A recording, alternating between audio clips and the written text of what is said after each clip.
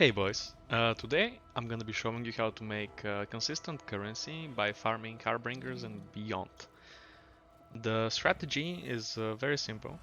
We're gonna be using only Harbinger Scarabs, tier 16 8 mod corrupted maps, and we have to be choosing dunes. The idea behind the strategy is that you will consistently get a lot of currency drops. Basically, every map it will give you minimum 20 raw Chaos Orbs, plus all the other Beyond Currency or T17 maps, Scarabs, Harbinger Shards, and yeah. We're choosing Dunes for the strategy because it can drop the Fortunate card, which you should get fairly frequent. I would say you should be getting it minimum 5 times out of 20 maps. We're gonna see after, or minimum 3 times, let's absolute minimum. But on average, you should be getting one every 4 maps-ish, without duplication altars. Uh, we're choosing Dunes as well because it can drop the Fortress map, which at the moment sells for a little bit over half a Divine Orb.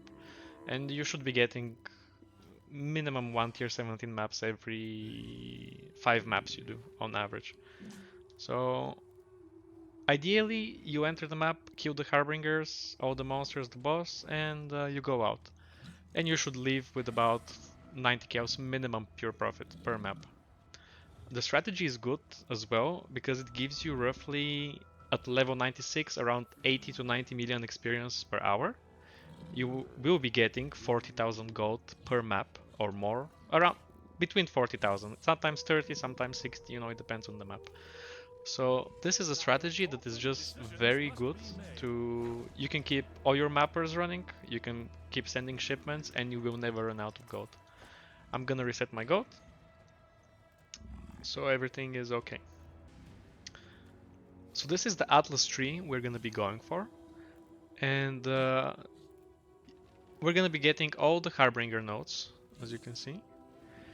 We're also gonna be specking into Beyond, so we get more Beyond monsters and bosses, and you can also steal their buffs. Depending on your build, it can be very valuable or not, but it will increase the amount of Tainted currency drops. We're specking into some more Scarabs, and we're specking into what I think are the better Scarabs. You will not be getting a ton of them because this is the budget strategy, but you will be getting some. And when you hit the jackpot for Scarabs above 1D, then it can add up. We're going for Searing Exarch, very important, and for some pack size. And for the altars, I recommend you should take the bubblegum currency ones. If you can, priorities like Chaos Orbs, Grand or Greater Exarch Orbs, whatever is like around 1C value or more.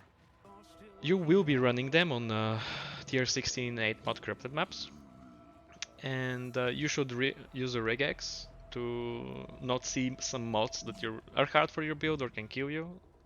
There's a lot of sellers right now, so the prices are cheap, and you have a choice. You can easily buy easy maps for you. I don't particularly care what options I run because my build can handle most of them. So I just buy something with high pack size or item rarity. The total cost for 20 maps is going to be 564 Chaos Orb. So that's the complete investment. This covers the 20 maps we bought, the 60 Chaos we will be spending on the map device for where's the Harbinger? The 60 Chaos we will be spending on the map device for Harbinger for 20 maps, and all the Scarabs. At the time of making this video, that's how much money I spent for the Scarabs. 80 Chaos for 40 Harbinger Scarabs, 160 Chaos for 20 Scarabs of Regency, 14 Chaos for 20 Scarabs of Obelisks, and 110 Chaos for 20 Scarab of Warhordes. So we're gonna be using 2 Harbinger Scarabs for 6 additional Harbingers. We're gonna be using 1 Harbinger Scarab of Regency, so the Harbingers could be replaced by Power of Harbinger boss. This is a lot more monsters and drops on your maps. 1 Scarab of Obelisk, So every Harbinger will have some obelisk around it, which drop shards. And more frequent than not, you will get some fracturing shards from there. Harbinger Scarab Warhordes, every single shard you get is duplicated. We're gonna be running Searing Exarch, of course, and Harbringer Map Device.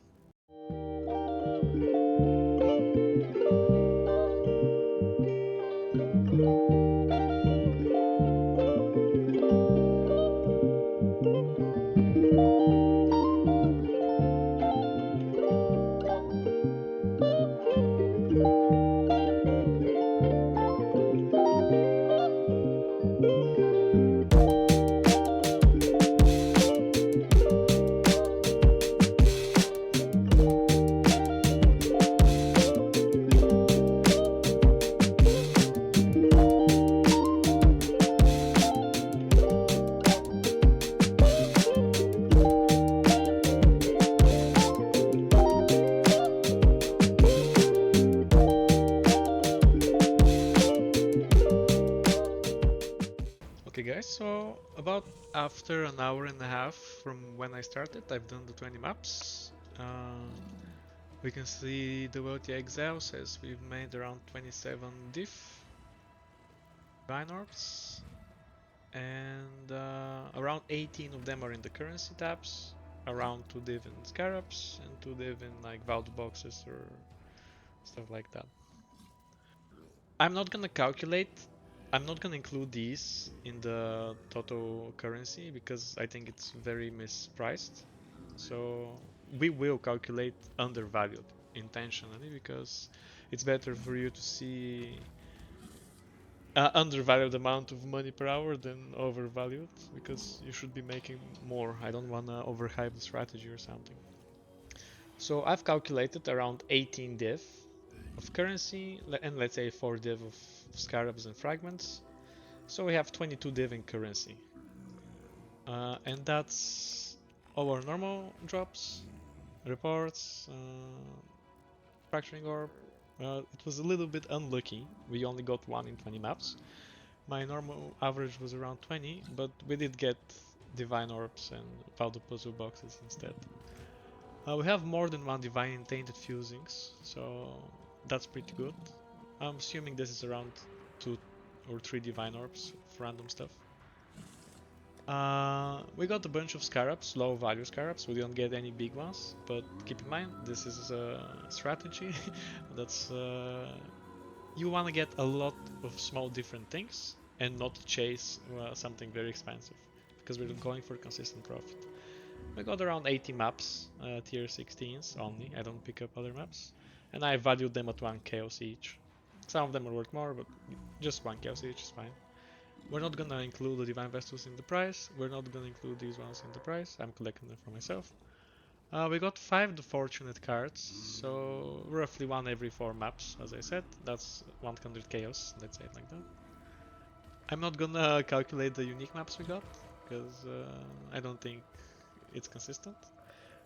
We got 10 originator maps, and I valued them at 15C each. And we got 6 fortress maps, which they're worth more than 64 chaos. It's just for the calculation. I'm using 60 chaos. Better less money than more, you know, just to be safe. Long story short, out of the 20 maps we've run, this is how much profit we've made in a conservative calculation. And this was the original investment of 20 maps plus the map device.